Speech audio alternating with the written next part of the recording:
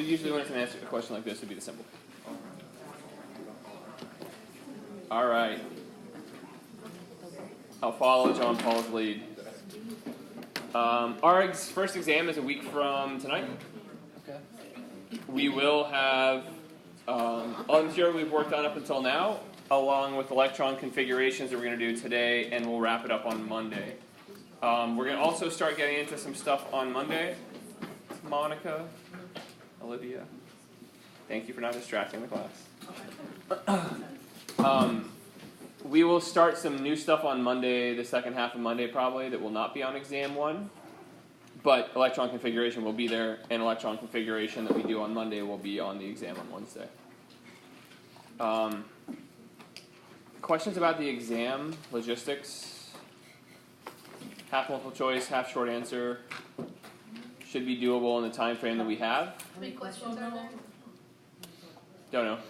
Enough questions you can complete it in 75 minutes. Any other questions? How long do you want the short answer? Just answer enough so I know that you know what you're talking about. You will notice that in my grading, I will grade harsher the more you write. So if you just word vomit, then everything you know about that topic, there is a chance that you will lose credit, even if you have the correct answer somewhere buried in all that vomit. So just try to answer the question as succinctly as you can, and make sure that I know that you know what you're talking about, or how to do things, or show your work. But don't write a paragraph when it's really a one-word answer, because that shows that you don't know what you're doing as well as you should. All right. And I realized that I didn't have my name sent out, and there's a lot of people who don't have their name sent out. Please do keep bringing your name sent, because I do not have everyone's names down, and I don't think your peers do either. So the packets, POGL Activity 1, has some practice problems that we didn't finish. The Activity 2, Chem Activity 2, that we did last class, has some problems that we didn't finish. But those are problems that are repeating what we had done for the rest of the activities. So make sure to use that as a study tool. When is the best time to study for exam 1? The whole time. Yesterday. We're like 4 weeks into it, right? Night before the test. So we do have a homework due this coming week. It is going to be everything that is worth studying on the exam. But one of the reasons I have you engage with material before every single class is so you don't procrastinate. You at least have some level of engagement. That should make it a little bit easier now, because you've read a little bit before class, you've looked into it a little bit before class. But do, when you're done tonight, if you're not exhausted, try to do a couple problems. Those dynamic study modules on electron configuration might be valuable to do tomorrow and Friday. I have office hours again on Friday. That will be pretty much an exam review session by any definition, 1:30 to 3 o'clock. Can I get a show of hands how many people might come to that, 1:30 to 3 on Friday? Okay, we will not fit in this office here, so I'm going to change the location. I'll send an announcement out about it, but I'll change the location to be my other office for the Wednesday office hours, ETAS 125. It's a very large, that's Friday of this week. Is this a group meeting? So office hours are, people get together. If they have similar questions, we get small working groups and we work on individual questions. And so it is a group study time, but in exam review format. I will not have a guide that I put together. I will be asking for what types of problems are you having problems on or struggling with. Let's get a small group to work on that. So if we have 20 people, that's fine. That's great. We'll work together. We'll probably get half the board for one group, half the whiteboard for the other group. We have another room next door. We can do ones there. We'll have people working through problems on their own, discussing the ideas. So more like a very, very intense version of class on topics you have identified that you are not very comfortable with. That's what my office hours normally are, and the more people there are, the more it becomes an exam review session, which means that you all are still guiding it. It is not me that brings in a new sheet. I'm not giving an advantage to anyone that comes by giving you additional approaches or ideas, but it's just an opportunity for us to work together to really dig into the problems that you might be struggling with. Monica, you raising your hand? Oh, no, I'm sorry. Okay. Where will that be again? ETAS 125. If I could walk through this wall, it would be the first corner of this building right behind us. Yeah, Tay? Are you available to meet sometime tomorrow, Friday at Yeah, so if you cannot make our office hours, you can just pop by my office, honestly, anytime. If you want to make sure I'm there, you can drop me a note by email and say, hey, are you there? My office is, a lot of the time I spend in ETAS 125. Some of the time I'm in Science Lab 273. So if you're walking through the building, feel free to stop in and ask a question. If it's unannounced, like a 10 or 15 minute discussion about a question or topic is totally fine. If you need like an hour or 2 hours, that's when you need to come to office hours or figure out a time to bring multiple people together, because then I feel like I'm favoring one student as opposed to the whole class. Other questions? Okay. Since you've all done your pre-class quizzes, primers we're calling them now, then you know what to do with this question, right? Talk to your neighbor. If you've already answered the question for what the symbol is of the element, right, that's going to be the letter or letters, then discuss what the rules are for filling out this table. So go ahead and take one more minute. Discuss with your neighbor the rules if you've already come up with the same answer.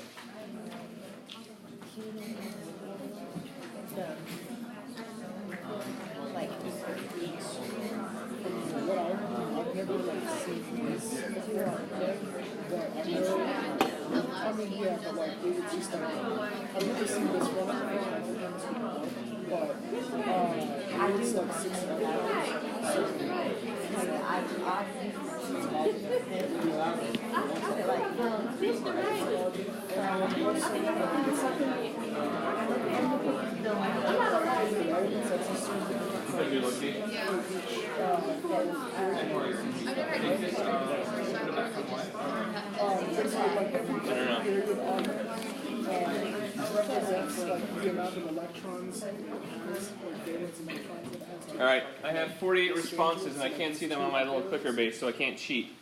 Can I have someone volunteer? And remember that the reason that I have people volunteer in this class is for you all to get a chance to explain your thought process. If we hear from the same 5 people every single day, then you rob yourself of that chance and you keep yourself from pushing yourself further. As the semester goes on, I want more and more people to feel comfortable to voice their answer and their process. Remember, the process, articulating that, is really what we're practicing. So with that said, can I get a volunteer, someone who does not normally maybe talk as much, so we can hear their answer and why they decided on that answer? Go ahead, Jessica. Carbon, Why did you say carbon? because I believe there are 6 electrons. What are you picking out as electrons? The little up and down arrows and the boxes. Okay, great. So each arrow represents an electron. And we have a total of 6 electrons. So then, how did you use that to determine it was carbon? There are, well, technical terms here. Each number and letter, that's an electron shell, so it's counted how many arrows were in each shell. So let's not worry about the names of the shells, subshells, orbitals for now. But I agree with your first statement that there are 6 electrons shown here because there are 6 arrows. But that doesn't tell us it's carbon. Oh, because if there's no extra positive or negative charge, the same number of the number of electrons and the number of protons are the same, usually. Great. Because we say assuming no net charge, that means it's a neutral element. If it's neutral, it means it must have the same number of electrons and protons. 6 electrons doesn't tell us what element it is, but 6 protons does. So once we know it's 6 protons, how do we determine it's carbon? You go with the periodic table. Number 6, carbon. Okay? Any questions about how we use this diagram to determine that the neutral element was carbon? So then what are the rules?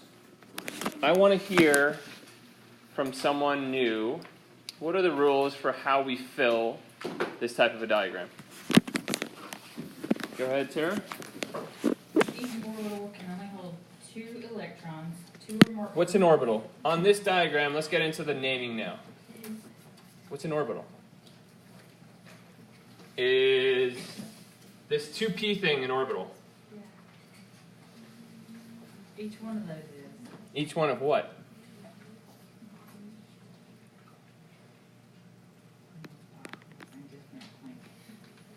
Who wants to help out? What is an orbital? What in this diagram do we call an orbital? The box. That's an orbital. By your definition, we can actually go and figure that out, right? Box only has 2 arrows. We know arrows are electrons. Here, we can have up to 2. Doesn't have to have 2, but these ones are not yet filled. We don't see any of the boxes with more than 2 electrons. Okay? So that's, each one of these is an orbital. Go ahead with the rule. So each one of those can only have 2 electrons. 2 or more orbitals with the same energy, each half filled by 1 electron before any one orbital is completely filled by the addition of the second electron. So what does that mean? It means that you can only have, you put 1 per box, like depending on what level you have, and then you come back and do, I don't know how to explain that. Like, So this orbital down here, the 1s orbital, has 2 electrons in it. What do you notice about those 2 electrons? Opposite directions. So that refers to their spin. If you were to decide to take general chemistry later on, then you'll be talking a lot more about the electrons and their properties, but they have to have, you can't have 2 electrons in the exact same orbital in the exact same state. So the one difference between them is their spin. The way that they point is the way that we represent that. So then we have 2 here as well. But if you notice here in 2p, they did not put 2 electrons in the first 2p orbital. They said if we have 2 electrons, then we're going to put them further apart from each other. We're going to put them into different orbitals. Do you notice what this y-axis is here? It's not really y-axis, but what does the higher up on this scale mean? Chris? Isn't it just like the further away the electrons are from the nucleus? It's relative to distance from the nucleus sometimes, but that's not what it's referring to. So what is the y-axis or that vertical defined as here?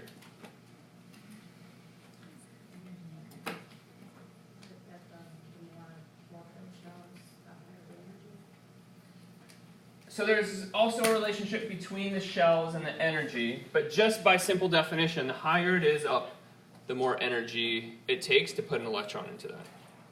So where do we start filling? Do we start filling in the middle, or do we just kind of disperse the electrons? What's that? We start in the bottom. We always fill these electrons first. And then we fill this until the 2 electrons per orbital is filled, and then we go to the one that's the next lowest energy. And we fill that with 1 electron and then 2. And then if that's full, then we go to the next one. And we say, okay, let's put 1 electron, but not 1 electron and then 2 electrons in the same orbital. We'll spread them out. Part of that is because electrons are negatively charged. If you have 2 negatively charged particles, they do repel each other. So there's some repulsion that happens with those physically. So if you can spread them out a little bit. Is there a difference in energy between this orbital on the left of 2p, the middle 2p, or the right 2p? Based off of the axes of energy, they're all exactly the same amount of energy. So it's going to be more energetically favored, more stable, to spread them out and put them in different ones. One of the confusing things is, do we always need to go left to right? It doesn't matter. So we could have had one of those electrons on the far right instead of the middle, and that would be fine. They're all the same energy level. What's important is that you only put 1 in each orbital first before you then go. So if this was another element and we're up here populating 3p, I could do 1 electron, 2 electrons, 3 electrons before I did the 4th one. Once you now have too many electrons to put 1 in each orbital, you have to pair them up, and that's how you add additional electrons. So we're going to get a lot of practice doing this over the next couple days, and I'm going to go ahead and erase a lot of these things that I added. So let's go ahead and do... We have a question with the P. It has to be, there's 3 orbitals though. Correct. And then you start adding on to it. They don't have like 6 boxes or anything. This visual I put up here to help us learn how many orbitals are in each subshell. So we'll come back to that in 1 second. Question? You may just not be there yet, but what is the how do you find out all of that? We're going to get there in a second. Any other rules for how we fill? So what are the rules? Let's summarize. The rules are 2 electrons per orbital. What are the other rules? Occupy the lowest energy orbital first. Start at the most stable ones first and then populate up from there. What else? 2 or more orbitals have to spin. If you have 2 electrons in the same orbital, they have to have different spin. We have to show that. I think that's really the main findings. So let's go ahead and identify what the second element is. This is the right of the 2 diagrams on your handout. I'm not sure if it's very easy to see, especially the pink. One of the other professors hijacked the printer and put pink paper in there. So the pink paper is the same as the white paper today. They just, half of them are pink. So if you took a white and a pink, you might have taken one from someone else. So can you give the white one back, or one of the 2 back? Does anyone not have a printout from today? Are we out of them?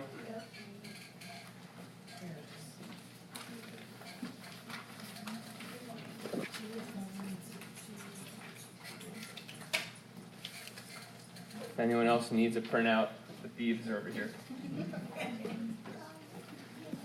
All right, let's do another 15 or so seconds. Enter the element symbol.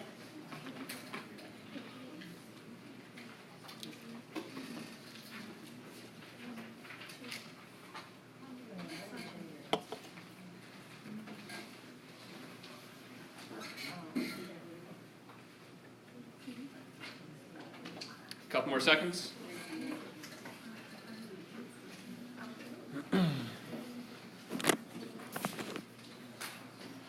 And closing out.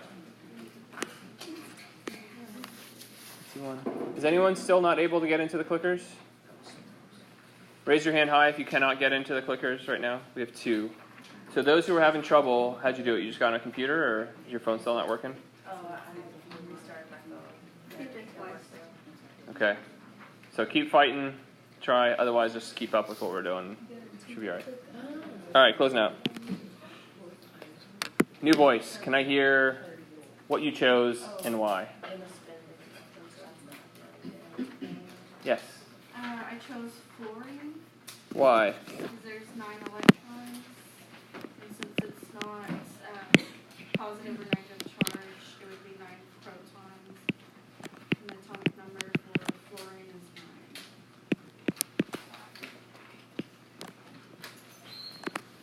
So if we looked at the symbol for fluorine, we'd say fluorine, the atomic number is 9, it has 9 protons. We know that it has 9 protons because we know it has 9 electrons and there's no net charge. What would the electron configuration be? Can you write out that? Go ahead and write the full electron configuration. I think you have to do this in your homework. I'll give you a hint. It starts 1s2. Go ahead and write out the full electron configuration. Write out the full electron configuration as shown here for fluorine. Starts as 1s2 and it keeps going to include these.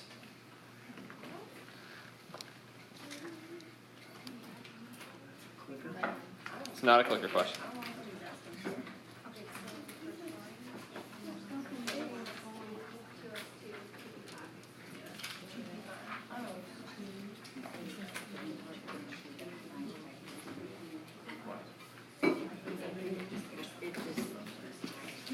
It makes sense. It's a logical progression, right?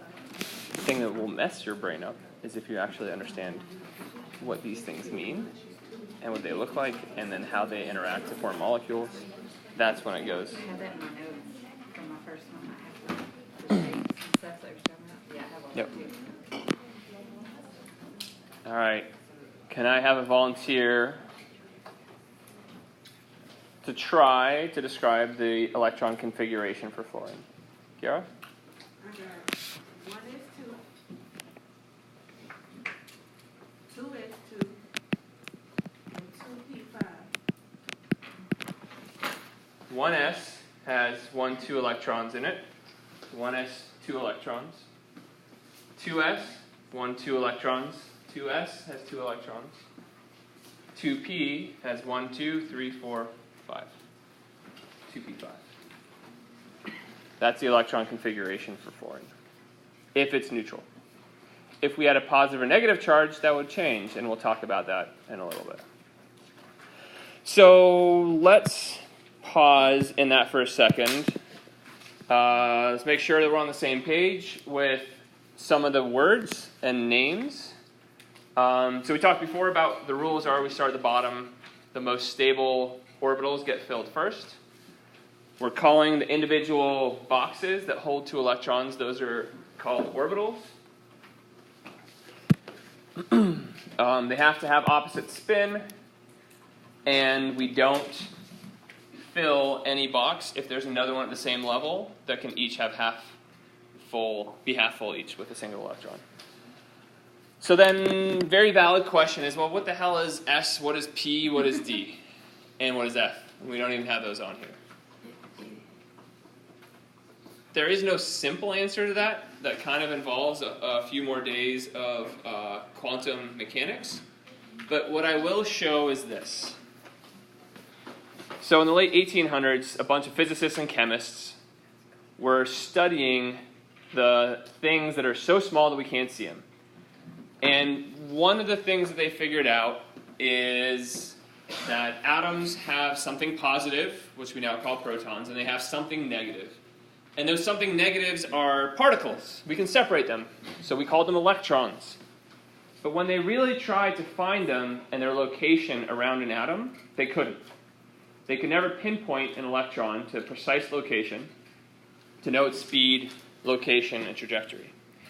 So they started doing a whole bunch of calculations to try to predict where they were, how often they were there, and the Schrödinger equation came from Erwin Schrödinger, who figured out a formula to calculate how often you would find a particle in a certain place. And what's crazy is the laws of physics. So this is not the laws that we know, not Newtonian physics. That's like big things, right, and how they move. Quantum physics has a whole different set of rules. You can't say, where is the electron now? The laws do not allow that. You cannot pinpoint it because then you will know its speed and its location. You can only ask, if I look in this part around an atom, what is the probability that I'll find an electron? Which is really weird. It's like, where's my cat? You can't ask, where's my cat? You can say, what is the probability of finding my cat on the front doorstep? Is it a 25% probability? And you would break the laws of physics if you said, I see my cat there, because you can't.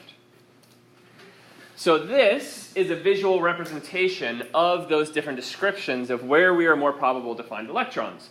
And it turns out it depends on how many electrons we have, what probability distribution looks like. So if we have an element with 4 electrons in it, then it's going to be in 1s or 2s. Right? In that last diagram, we showed 1s or 2s. The reason we call it s is because it has a spherical distribution around the atom. So this is the center of the atom, and then this is 1s is that probability distribution in the center, and then the second ring is a probability distribution for the electrons that are found in 2s. Once you go up past 2s, you're in 2p. 2p looks like this. So the probability distribution of an electron in the 2p orbital looks like, or any of those 3 orbitals looks like this. Turns out that 2p can be a lower energy, and then 3p is a higher version of that, and 4p is a higher energy version of that. And then you get into d orbitals, and they have a probability distribution like this, which means you are never going to find an electron at the nucleus, or around the nucleus, but you will find it above and below. Here's where it gets really wonky, and I'm probably going to lose you guys. If you have 1 electron in this orbital, where is it? Is it here, or here, or here, or here? Any point in time, if we go look, which one of those 4 is it going to be in? Bottom left. It has a probability of being in any of them. But then, if you notice these black areas between them, it has 0 probability of being in those, but it has a probability of being in there. That's like saying that my cat has a probability of being somewhere on Earth, and it has a probability of being somewhere on the moon, and it can never be found in between, and that should hurt your head, right? How does it get from one side to the other? How does it get from here to here if it can never be in between? And if you check, 50%, 40% of the time it'll be here, 40% of the time it'll be there, 10% there, and 10%, whatever the odds are, right? So things on a quantum level don't obey physics that make sense to us. And so if you want to totally work your brain, Google and watch some videos on this, on quantum mechanics.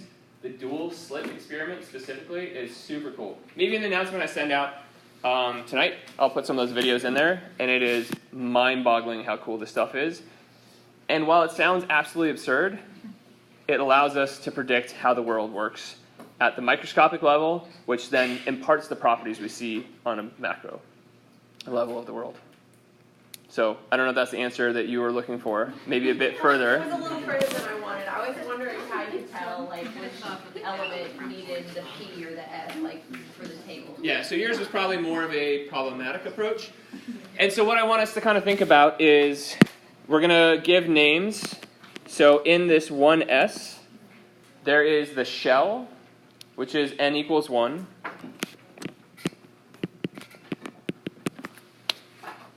We have the subshell, which exists in n equals 1, and that's 1s. And then we have an orbital, which is the little box within 1s. For shell 2, what subshells do we have?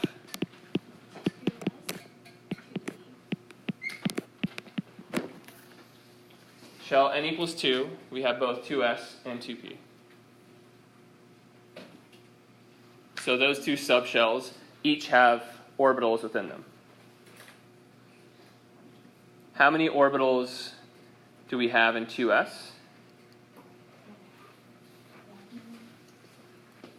Two s has one orbital, can fit 2 electrons. Is that similar or different from 1s? S has 2 electrons, S has 2 electrons, 1 orbital each. 3s, same thing. So you're going to start to see patterns. The more you replicate this and kind of work through it, you'll see that all s's only have 1 orbital in them. All p's have 3 orbitals in them. All d's have 5 orbitals. So let's do shell n equals 3. Can I have another voice? How many subshells are in n equals 3?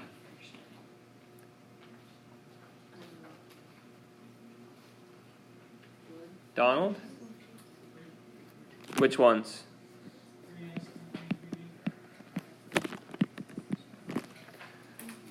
So there's some trends that you can start to notice. That shell n equals 1 only has 1 subshell.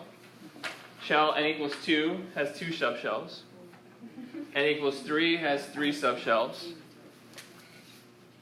So these are some patterns that you can start to recognize, and the more we practice them, the better you're going to get at figuring out what the identity is and all this kind of stuff. And we'll show a picture of the periodic table in a minute and kind of show how it all fits together. Questions before I move on? Subshells, 3s, 3 something, and 3b. What's that?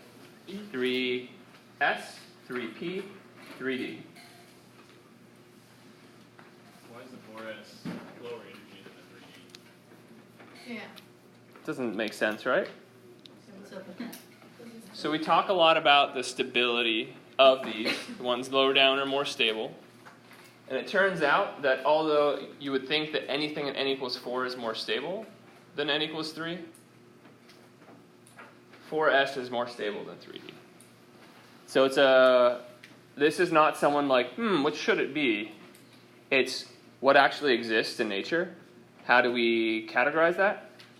And then how do we use that to make predictions? So there are going to be anomalies from what you might logically expect. But to be honest, this scale is a bit off. If I was to draw these a little bit more accurately, I would really put 3D right here, but it's hard to see, so that's why they don't do that. So the energy difference between 4s and 3D is extremely small. And if you do go into higher level chemistry class, you're going to see sometimes where the electron might actually go to 3D before 4s, or the other way around. In this class, we're not worried about that. So in this class, what you need to be able to do is you need to be able to look at this order, and you need to be able to figure out what is the electron configuration of an element. Actually, let's go to that next slide. You need to be able to fill an atomic orbital diagram, to write the full configuration and condensed configuration. We'll do that today. And then from that, we're going to start talking about what does that mean about how that element interacts with others. And that's the term we're going to start using, is valence electrons. So for any of the parts of this class that you want to know more about, you're like, we stopped short. Like, I don't understand why that happens. There's whole other classes out there that this is all physical chemistry. This is all PChem, which is a cool class. But I'm happy to talk about these things in office hours or to have conversations outside. But there's only so much depth that we have in this class. Fair? So let's go through a series of questions that are written out, and hopefully we'll start to see a lot of trends. So let's go ahead and answer the first question about chlorine.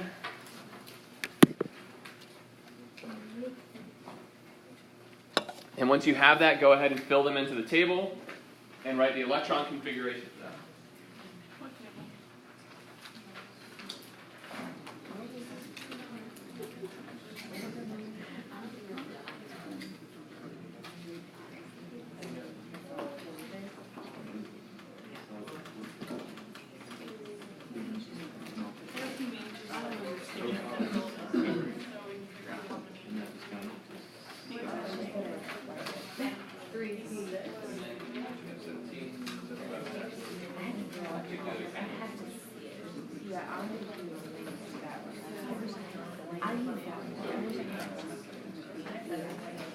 Oh, I see what you're saying.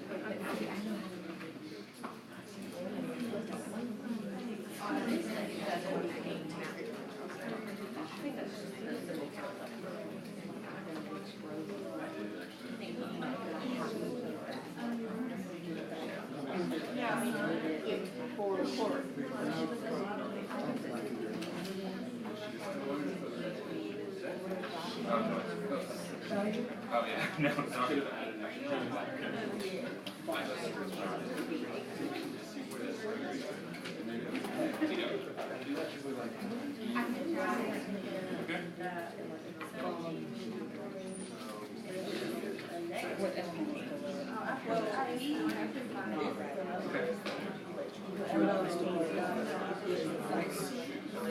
It's numerical.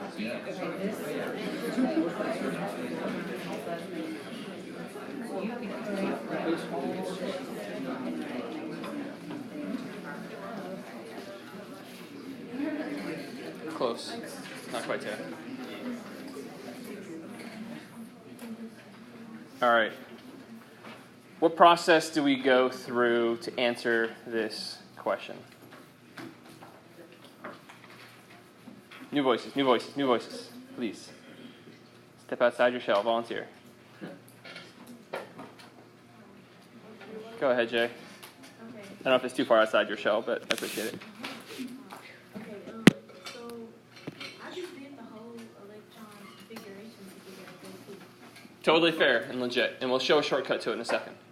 So how did you figure out the full electron configuration? So first it said, okay, so I know that Cl has 17 protons, and since it says that it's neutral, that means it has to have 17 electrons too. So I did 1s, 2. Wait, did we say it was neutral? It said it got a little symbol. It does not have the little symbol, which is why we know it's neutral. I agree with you. I just want to be clear on that. So Cl, we did not show a charge that defines it as being neutral. Okay? I don't have to tell you it's neutral. You have to know how to read the symbol. That was the point. So what is the little line on top of the E? Yeah, so it's electrons. So that is an electron. How many 3p electrons does chlorine neutral have? So what I'm saying is that if there was a minus up here, that would be different, or a plus up there, that would be different as well. But there was not one. Yeah? I think she was asking, like, that's E to the A1 shorthand for saying electron. Yes, that's electrons. Okay. But I was saying that on the chlorine atom itself, we don't have that. Oh, okay. Great. So we know it has 17 electrons, so then what do we do? Oh, so since I know S can only take like two something, so I put one S2. Okay, and I'm actually going to draw these in. Okay. Go ahead and say for each. S2, Yep. and then 2P6. Okay, if I'm filling 2p, is it okay to do this? No, you have to. Okay. put one. We don't want to do that. Even when we're filling them all, we still go ahead. So half full each, and then fill them, and then. And then 3S2. And then 3P5. Okay, 1s2, 2s2, 2p6, 3s2, 3p5. I don't necessarily need you to memorize these all yet. I need you to practice with this and get the hang of seeing which goes in which order, and then filling from the most stable to the lowest one first and going up. Chris? On the exam, do you want us to like truncate the one? We'll get there in a second. Okay. Okay? So we'll get to the condensed configuration in a second. Dylan? I have a question about if it has like, a negative charge, and that would affect. We'll get there in a second. We'll get to ions. I love the questions you guys are asking. You're in the right direction, and we're going to get there in 1 minute. Okay, so this is the full electron configuration for chlorine neutral.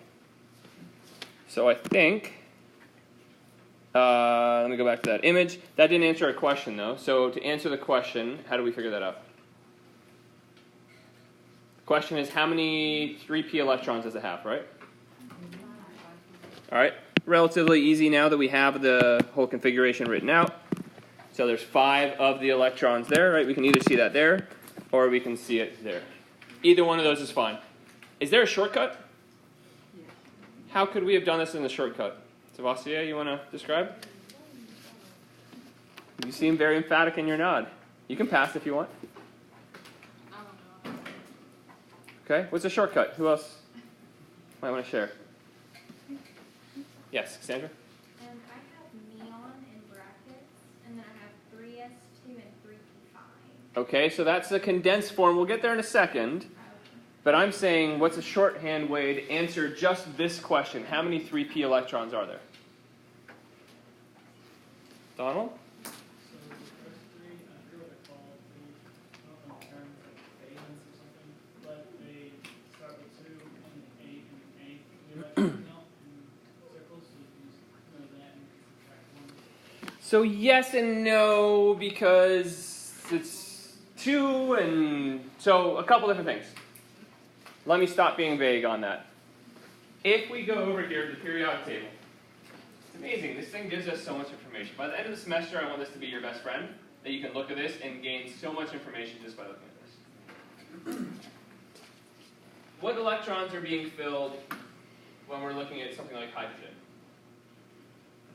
Which subshell? 1s. Helium? 1s, that's the first 2. What about lithium? 2s1, 2s2. What about over here? On the right side, it's 2p1, 2p2, 2p3, 2p4, 2p5, 2p6. Next one? 3s1, 3s2,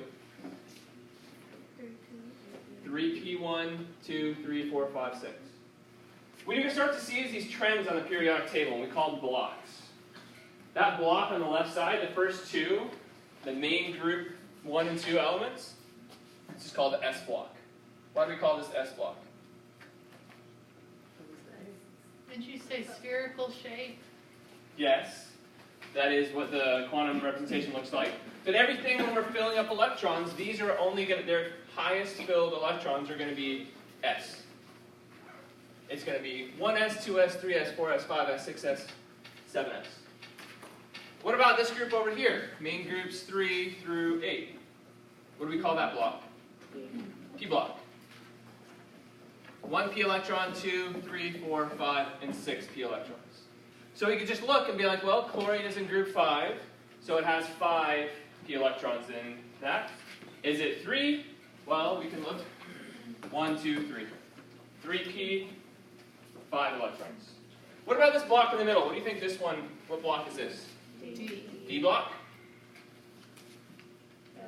F block. Okay, so the whole periodic table is actually lined up specifically based off the properties that these elements have, and the properties are based off the number of electrons they have, and the number of protons. So there's a lot of correlation that ties these things together. So let's now take a look at the way that I wrote the full electron configuration out. Talk to your neighbor and try to figure out, why did I put square brackets where I did in that version of the full electron configuration that we all just wrote?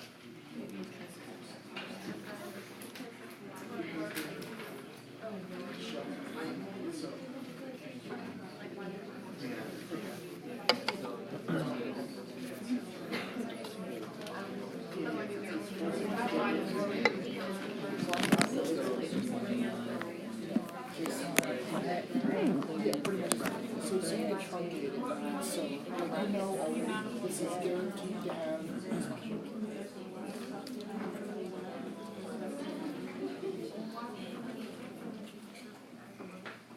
Can I have a new volunteer to suggest what your group talked about for why I might have put those in brackets?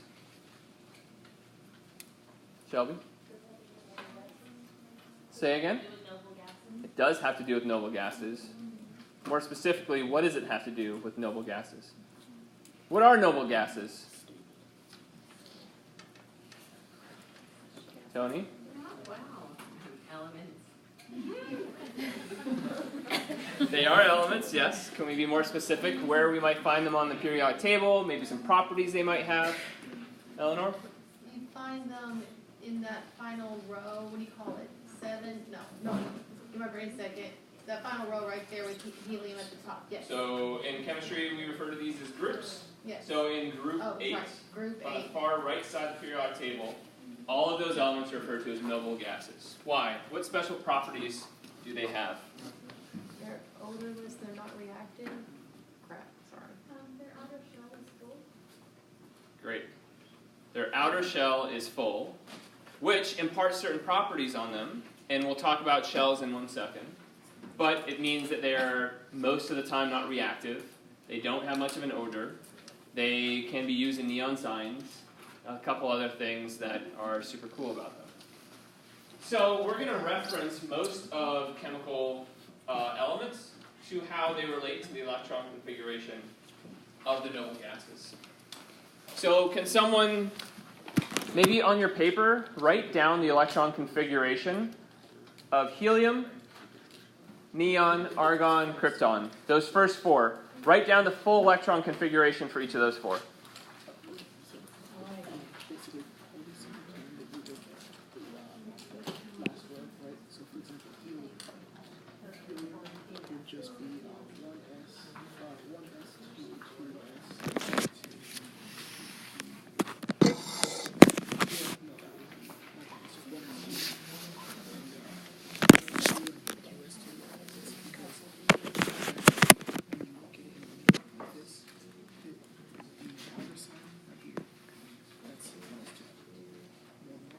As we're working, maybe we can start sharing out some of these. What's the electron configuration for helium if it's neutral?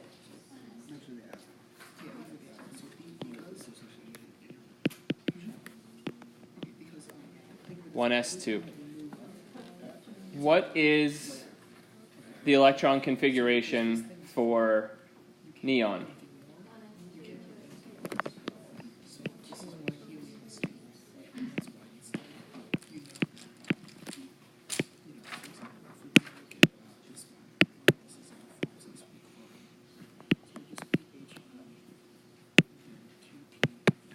Can I get another volunteer?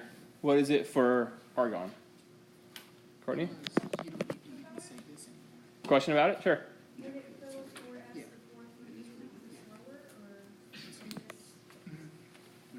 When we have enough electrons to fill 4s or 3d, it fills 4s first. Correct. So what would the configuration be in addition to neon to get to argon?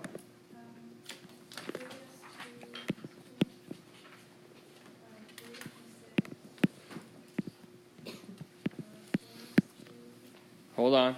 We're going past it. So for argon, we would stop there. And then if we wanted to do krypton, what would be additional to that? The whole thing, right? I agree. So I would do big bracket out here and KR, and we would fill all those.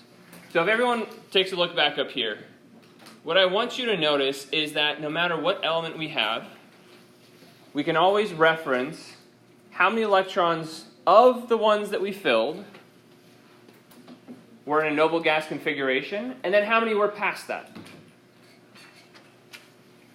So we have inside of neon's electron configuration exists helium's electron configuration. Inside of argon's electron configuration exists neon's and helium's electron configuration. And we can kind of keep looking at that. We're going to start talking about Lewis structures next week. Has anyone heard of the octet rule? If you've heard of the octet rule, how many electrons are between helium and neon? 1, 2, plus 6, there's 8. Oct means 8, octa.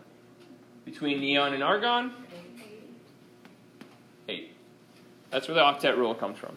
So it's based on electron configuration like this. So let's take this configuration, and inside the square brackets, what element, if it had a neutral charge, would have this configuration? So we have this term condensed electron configuration, where we replace a noble gases configuration. This is neon's configuration, and we can say it's neon configuration with a few extra electrons. Yes? What was that oct word you mentioned? Octet. So there's a rule called the octet rule, which means that every element strives to have 8 electrons around it, because the most stable elements are the noble gases on the far right, and they have 8 valence electrons. And we'll talk some more about that. So do you have any questions about the relationship between the full electron configuration and the condensed electron configuration? Dylan? Was that what you were trying to say we're going to get to whenever I asked? And we're going to go a step further than that, talking about ions as well. So if we have the condensed electron configuration for chlorine versus the regular, normally we don't have to write the square brackets on the full configuration. I did that for the benefit so you can see where that bracket NE comes from, because that's a configuration that's complete for noble gas. And then we have electrons beyond that. So let's go ahead and ask a question that's going to get to what these two guys were asking. So how many electrons would chlorine need to lose or gain to become isoelectronic with the nearest noble gas? Talk to your neighbor, try to figure out what it's asking, and how you would answer this question.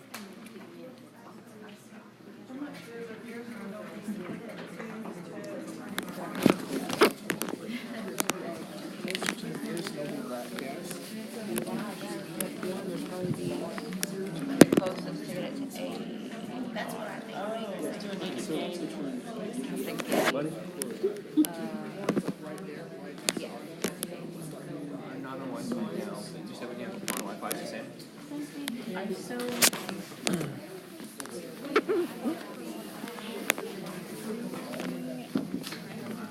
It's tough to walk behind you. I'm confused about the number. Once you get to krypton, it doesn't work at anything. Yeah, so the valence electrons, the 8, the octet rule, is S and P electrons. So actually these don't count towards valence, and these don't count towards valence electrons. So really it's between this one and the next one, there's 1, 2, 3, 4, 5, 6 valence electrons to get to that one. So there's different properties of the So these you can add 8, and this is like add a lot. 18. 18, and this is add 18. Yep. For that, you take like an absolute value, so Nope. this wouldn't be like. So you do a -1 or you do a +1. So yeah, so it's a +1. There's no plus, but it's. So it would just be. Yeah, but if it's losing 1, then you do a minus. All right, we have 36 responses. Go ahead and click in.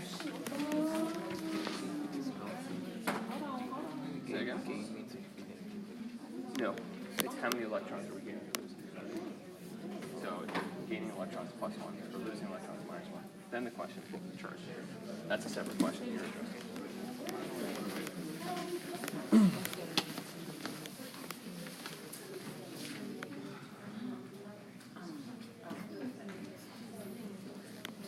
All right. How do we answer this question? What do you do when you look at the periodic table, Carmen? Okay, so we're looking at the periodic table, element number 17, or chlorine. And then the nearest noble gas is argon. So, with that stated, how many electrons would you lose or gain? 2. Gain 1 electron to be the electron configuration of the nearest noble gas. Does that mean that chlorine becomes argon when we gain an electron? No. What would have to happen to chlorine to become argon?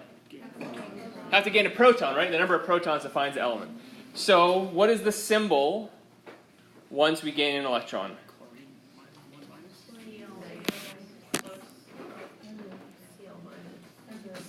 So go ahead and write the condensed electron configuration for Cl-. All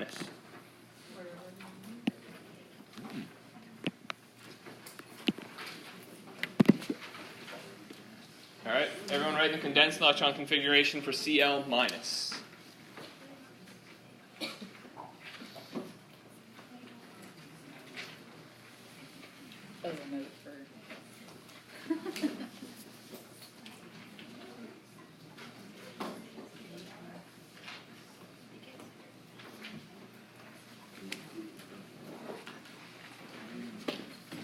Couple more seconds.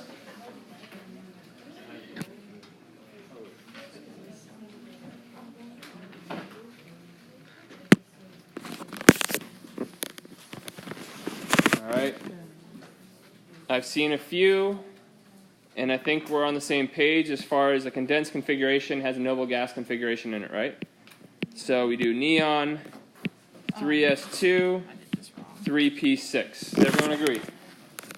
What's up, Dustin? I don't. Why? Well, because argon is a noble gas and it's equal, so wouldn't it just be argon in the parentheses? Absolutely.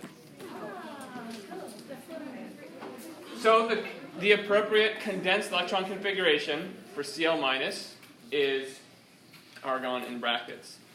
Do you see how it might be easy to mistakenly say, oh, now we have argon? We don't have argon, right? We have Cl-. So be really careful to say we have the electron configuration of argon. Cl- is isoelectronic. Did you guys figure out what this word meant? Explain that for us. It reminded me of being musically inharmonic, and I was thinking about the pitches, and then, yeah. Fair. So iso typically means same as. So same as the electron configuration. Isoelectronic. Is there any other element or ion that could be isoelectronic to argon? Actually, let's go ahead and let's work through the next problem, and then we'll come back to that question, all right? So go ahead and work on question number 5 on the back side.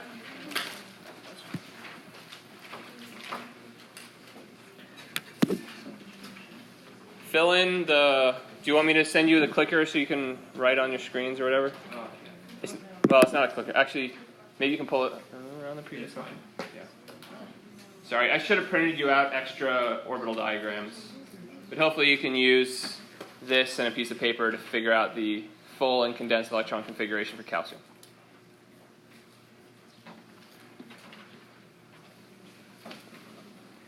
If you're getting stuck at all, please call one of us over.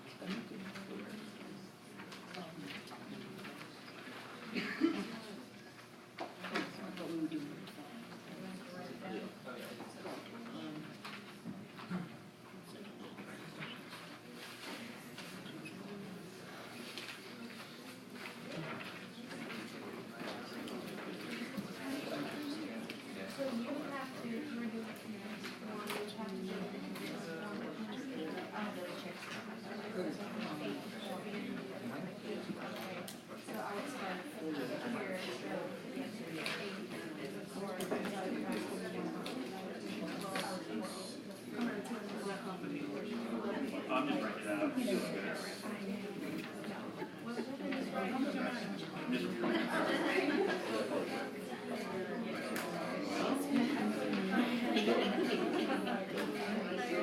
be like, what?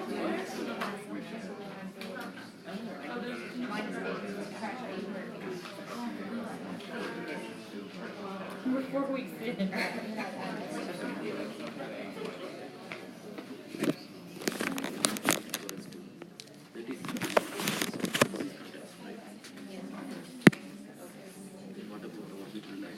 All right, can I have a new volunteer, please? New voices. Who would like to give me the full electron configuration? Go ahead, please.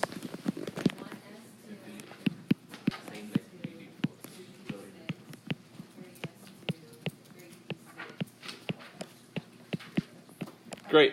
What would the condensed electron, does everyone agree with that? What would the condensed electron configuration be? Do you want to share that as well? Condensed?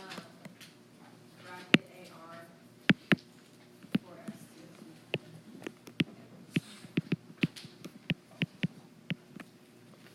Great. Any questions how we got the condensed electron configuration? This isn't about the condensed, but for the full, for the full electron configuration, does it have to be in brackets for it to be correct? Nope. I'm just putting the brackets to show where she got the condensed from. Okay. Wait, So- I have a question about that. I thought you were supposed to go back 8. Are you not supposed to do that for? So the question is, and I'll show that here in a second, is about the electron configuration that is hidden really within the full configuration. So whenever we have an electron configuration, I want you to look and say, okay, is the whole thing a noble gas? In that case, we just put brackets around it and say, this is argon, or this is krypton. If not, then we can say, okay, well this is, so whatever the noble gas configuration is hiding within the full configuration, that's what we want to highlight. Oh, so you don't have to go back 8 to be this octet thing. Well, so the octet we'll deal with in a little bit. But for now, we're just saying our shorthand notation is going to be, we could, in theory, do helium, 2s2, 2p6, 3s2, 3p6, 4s2. But that's not as shorthand and condensed as we can. We could do neon, right? That's these in the middle here. It is kind of funny. Or argon. And argon is the most appropriate selection here because it captures almost all of your electrons that you're discussing. Okay? So then how many electrons would we need to lose or gain if we were calcium in order to be isoelectronic with the nearest noble gas? And remember, we can go either direction here. We can gain electrons and look like something be after this element, or we can lose electrons. So go ahead and click in your answer.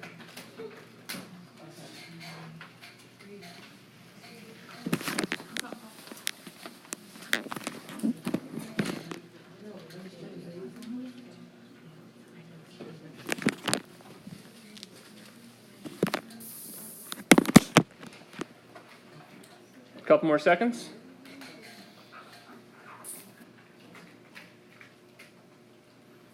I'm going to go ahead and close that out.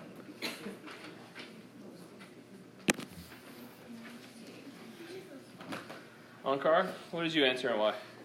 Lose 2. Lose 2. Why? Well, calcium is lose 2 electrons in order to have the same amount as argon does. To have the same amount of... Electrons. Great. It's really important we specify. It's not the same number of protons, same number of electrons. So we have the top 2 answers include 2. Some people say lose 2, some people say gain 2. Was that intentional? I didn't know how to put a minus sign on there. Okay. There is a minus sign on your keypad. So make sure you're specific because gaining 2 electrons is very different from losing 2 electrons. Right? Our charge is going to be very different. So what symbol then would we have if calcium lost 2 electrons? Okay, go ahead and write the condensed electron configuration for calcium 2+.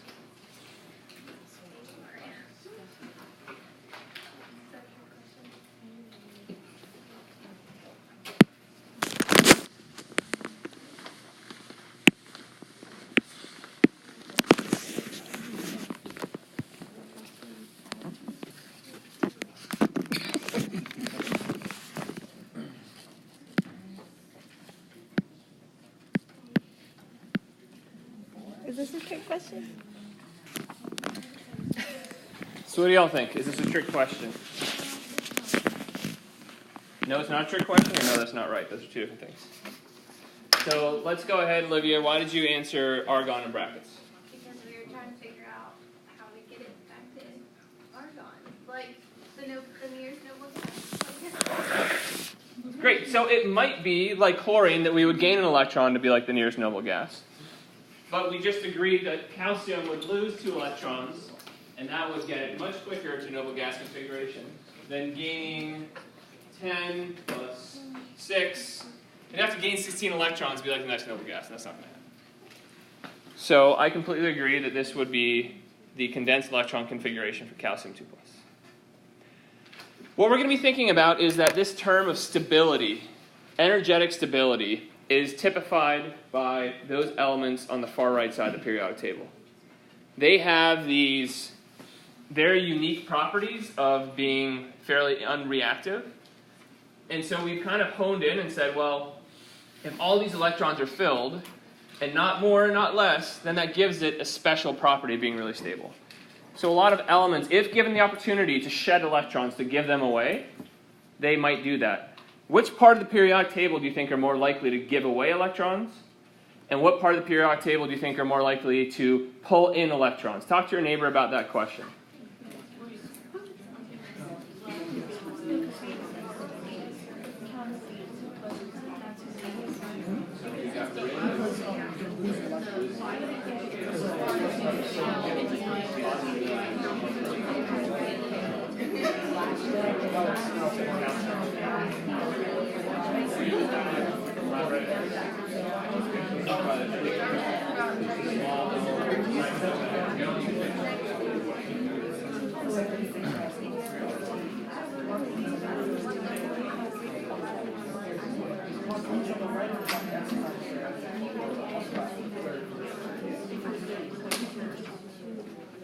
So Maddie, do you mind sharing out what your group talked about what parts of the periodic table might be more likely to give up electrons or more likely to accept electrons?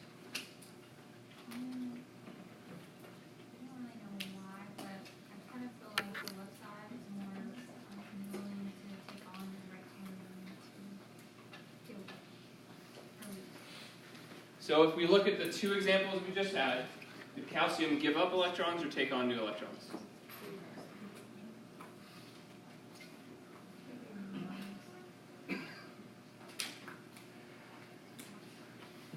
Say again?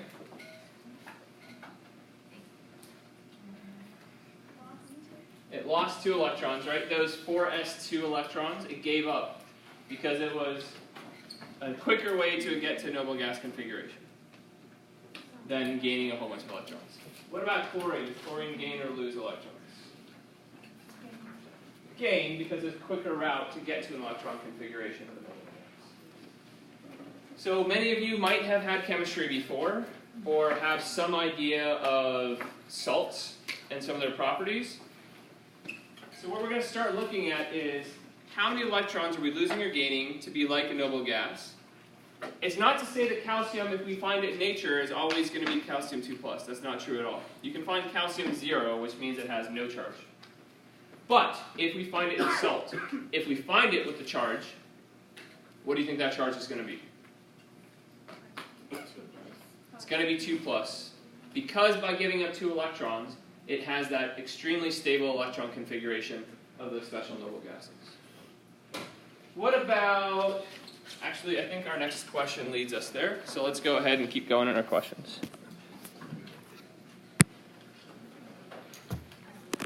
So how many electrons does sulfur need to steal or share in order to have a complete octet?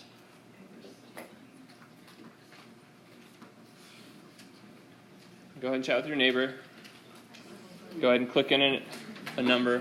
You might want to think about its electron configuration or where it is in the periodic table to answer that question. Oh, wait.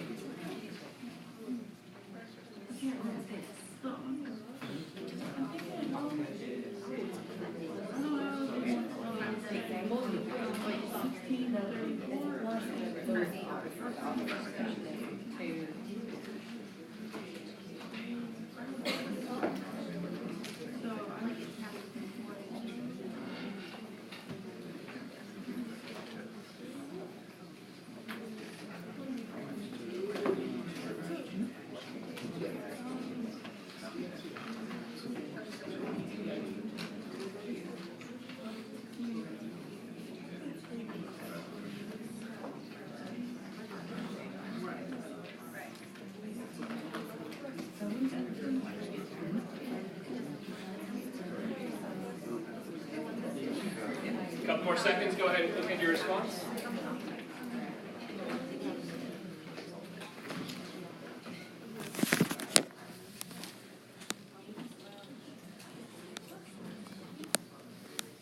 I'm going to go ahead and close this out.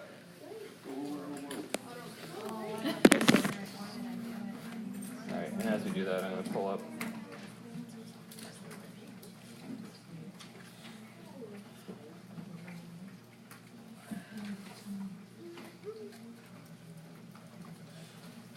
That's nice. My clicker doesn't let me pull up the numbers either. Connection error. Okay. So let's take a look. I see a lot of 2s up there. 77% of the class said 2 electrons it would need to steal or share in order to complete its octet. What does that mean? How do we come up with that answer?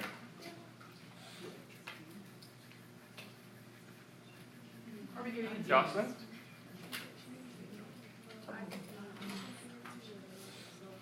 Say it a little louder. Okay, so if we look at the periodic table, we see that sulfur is only 2 steps away from the next noble gas, which is argon. Which means that if it were to gain or somehow get to count 2 other electrons towards itself, it would have that octet configuration. Remember, octet is kind of one of those words we use for the noble gases. It is a lot of times 8 electrons, so octet is 8. Sometimes there are additional electrons added in there.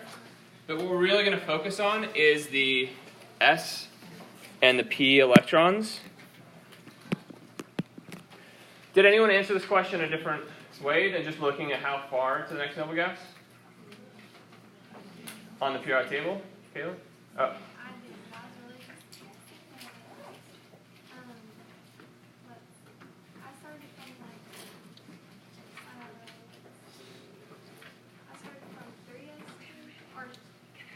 Yep. And then I just kind of went to 3, 4, 5, 6 to get the sulfur.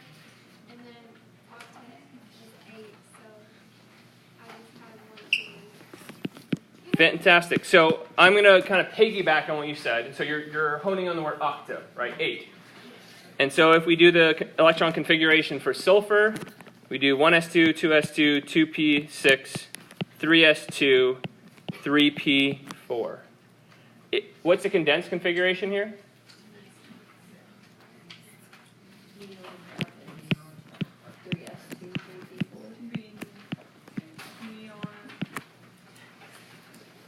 All right, so if we look here, we know that there's 8 electrons between neon and argon, and we only have 6. So if we were to get 2 more, it would be 3s2, 3p6, which is the noble gas configuration. So by getting those 2 more electrons, it ends up with 8 more than the last noble gas. And so the valence electrons is a term we're going to use. That's specifically S and P electrons past the last noble gas. So how many valence electrons does sulfur have? 6. So sulfur has 6 valence electrons. These 6 are called valence. So that means that 1, we have to be able to identify the nearest noble, the previous noble gas configuration within it. And then we have to say, well, how many S and P electrons are there past that? And those are the valence electrons. Lena? Were the G's and the F count? They don't count towards valence electrons. Okay.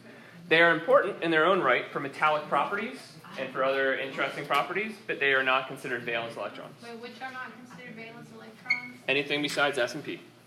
So S and P electrons are the valence electrons. So what about nitrogen? How many valence electrons does nitrogen have?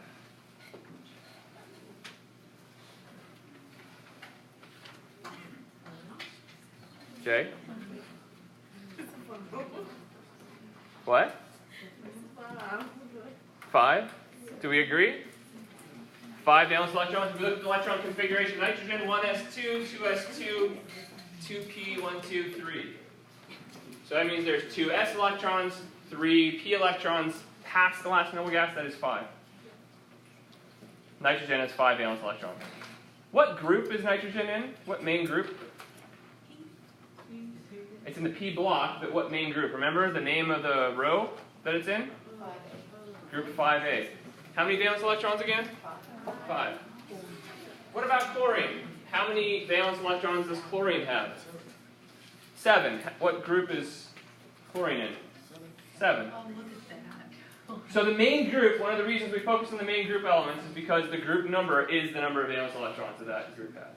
Anywhere down the periodic table. And get this, even better. The reactivity of those elements is going to be very similar based on their number of valence electrons. So we're going to see a lot of similarities in between oxygen and sulfur and selenium and tellurium and polonium with the way that they react with everything around them because they have the same number of valence electrons. Yeah, Jules? Why does sulfur have 5 valence electrons and not 6? Sulfur has 6. Oh. Nitrogen has 5. Oh, okay. Sorry, you might have gotten those two mixed up. Yeah. Okay, so we are 2 minutes from the end of class. I heard someone wrapping up. So we've already kind of gone through this. If we look at the periodic table, and I'm just going to pull out 2 parts. I'm going to pull out the top left of the periodic table, just a little bit of it, and part of the top right. Okay, main group 1A, main group 2A. Skipped all the transition metals in the middle. Main group 3, 4, 5, 6, 7, and 8. Next week, you're going to start a lab looking at the shapes of molecules. That means we're talking only about atoms right now. We're going to start talking about when atoms connect with each other and make molecules. What are the dots? Where do we come up with the number of dots for phosphorus? What do these dots represent? Represent electrons, but why do we have that many around them? Shelby? So you're talking about where they are, I agree. But why? How did I pick to have this number around phosphorus?